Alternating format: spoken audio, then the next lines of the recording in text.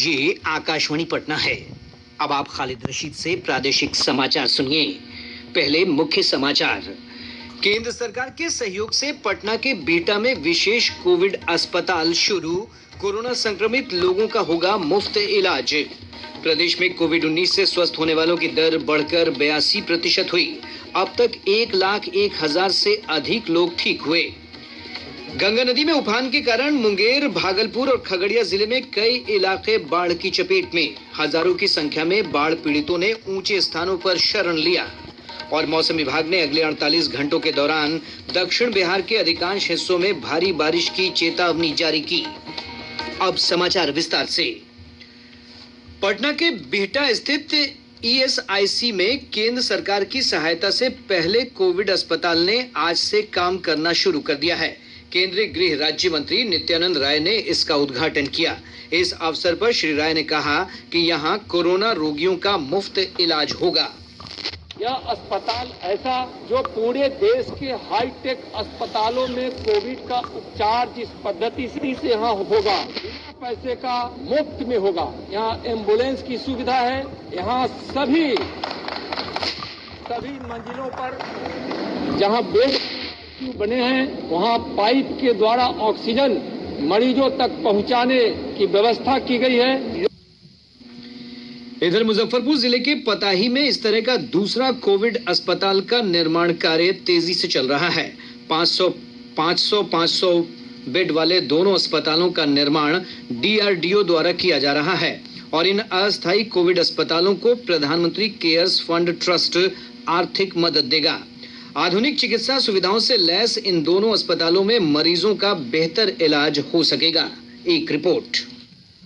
इन विशेष संस्थानों में 125 आईसीयू बिस्तरों की व्यवस्था की गई है। इन 125 गहन चिकित्सा सुविधा वाले मरीजों के लिए वेंटिलेटर्स की व्यवस्था भी पीएम केयर्स फंड द्वारा सुनिश्चित की जा रही है। इसके अतिरिक्त 375 सामान्य बिस्तरों की व्यवस्था भी इन्हीं स्वास्थ्य केंद्रों पे ऐसे कोविड मरीजों के लिए की जा रही है जिन्हें गहन चिकित्सा की आवश्यकता नहीं है। ऑक्सीजन आपूर्ति सुविधा के साथ साथ इन केंद्रों पर नवीनतम कोविड परीक्षण उपकरण और अन्य अत्याधुनिक चिकित्सीय जरूरतें भी स्थापित की जा रही हैं। इन अस्पतालों में मरीजों की देखरेख की जिम्मेवारी सशस्त्र बल चिकित्सा सेवा के डॉक्टरों और पैरामेडिकल स्वास्थ्य कर्मियों द्वारा प्रदान की जा रही है। अब तक पंजीकृत सार्वजनिक पीएम केयर्स ट्रस्ट में स्वैच्छिक अनुदान के रूप में प्राप्त कुल 3,100 करोड़ रुपयों में से देश में 50,000 वेंटिलेटर्स खरीदने के लिए 2,000 करोड़ रुपए खर्च किए जा चुके हैं। वहीं प्रवासी मजदूरों की देखभाल के लिए कोष से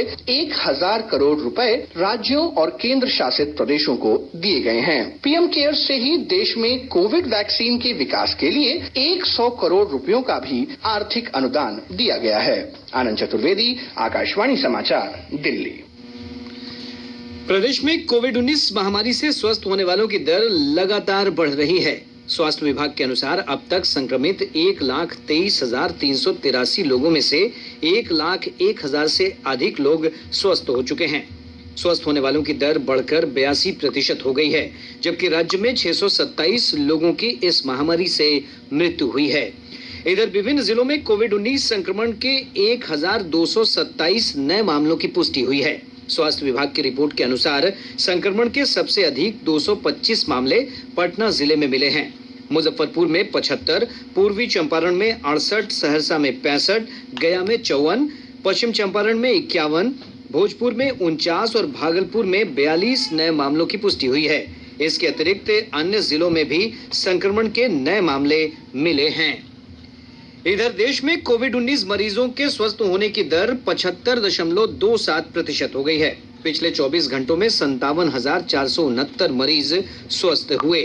स्वास्थ्य मंत्रालय ने कहा है कि देश में ठीक होने वालों की संख्या 23,38,000 से अधिक है। ये मौजूदा सक्रिय मामलों से 3 गुना से ज्यादा है।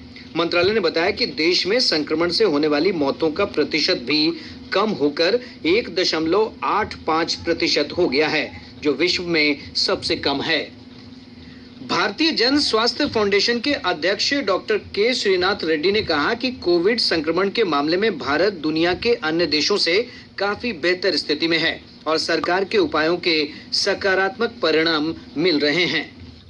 अब तक जो नतीजे निकले हैं उससे पता चलता है कि ये वायरस का प्रभाव को रोकने में हम काफी कामयाबी हासिल कर चुके हैं दूसरे देशों के मुकाबले में। आज का हालात जो है उसमें कोई संशय नहीं है कि हमारा हालात दूसरे देशों के मुकाबले में बेहतर है। गंगा नदी के जलस्तर में बढ़ोतरी और गंडक नदी के जलस्तर में उतार चढ़ाव के कारण प्रदेश के अधिकांश हिस्सों में बाढ़ की स्थिति अब भी गंभीर बनी हुई है। गंगा नदी में उफान से सबसे अधिक प्रभावित खगड़िया, भागलपुर, कटिहार और मुंगेर जिले हैं। मुंगेर जिले में बरियारपुर, जमालपुर, धरहरा और सदर प्रखंड के कई इलाके बाढ़ से प्रभावित हैं। शहर के कई क्षेत्रों में बाढ़ का पानी फैला हुआ है। इधर भागलपुर जिले के नाथनगर प्रखंड में बाढ़ का सबसे अधिक प्रकोप है। इसके अलावा सबौर, कहलगांव और पीरपैती प्रखंड के कई गांव भी बाढ़ की चपेट में हैं। दियारा और तटवर्ती क्षेत्रों से हजारों की संख्या में लोगों को पलायन करना पड़ा है। खगड़िया जिले में गंगा, बागमती, कोसी और बूढ़ी गंडक नदी का जलस्तर बढ़ने से बाढ़ का संकट गहरा गया है। गोगरी और परबत्ता प्रखंड बाढ़ से सबसे अधिक प्रभावित हैं। वहीं वाल्मीकि नगर गंडक बराज से पानी छोड़े जाने के बाद पश्चिम चंपारण जिले में सुरक्षा बांधों पर कटाव तेज हो गया है। इधर मुजफ्फरपुर और आसपास के इलाकों में हो रही बारिश से एक बार फिर नदियों के जलस्तर में वृद्धि से बाढ़ का खतरा उत्पन्न हो गया है। वहीं सारण जिले में बाढ़ की स्थिति में धीरे धीरे सुधार हो रहा है। सबसे अधिक प्रभावित तरैया प्रखंड में बाढ़ का पानी कम होने लगा है। पानी की तेज धारा से तरैया अमनौर स्टेट हाईवे कई स्थानों पर क्षतिग्रस्त हो गया है। इधर गंडक नदी का जलस्तर बढ़ने से सोनपुर प्रखंड में कई इलाकों में बाढ़ का पानी फैल गया है। कटिहार से हमारे संवाददाता ने बताया है कि मनिहारी प्रखंड के कई पंचायतों में भीषण कटाव हो रहा है। बाढ़ के पानी के कारण प्राणपुर, मनिहारी, अहमदाबाद और बरारी प्रखंड के कई गांवों का प्रखंड मुख्यालय से सड़क संपर्क टूट गया है। उत्तर बिहार के जिले दरभंगा, सीतामढ़ी, समस्तीपुर, सुपौल, सहरसा और मधेपुरा में हालात अब सामान्य होने लगे हैं। शेष खबरें एक अंतराल के बाद। ये आकाशवाणी पटना है।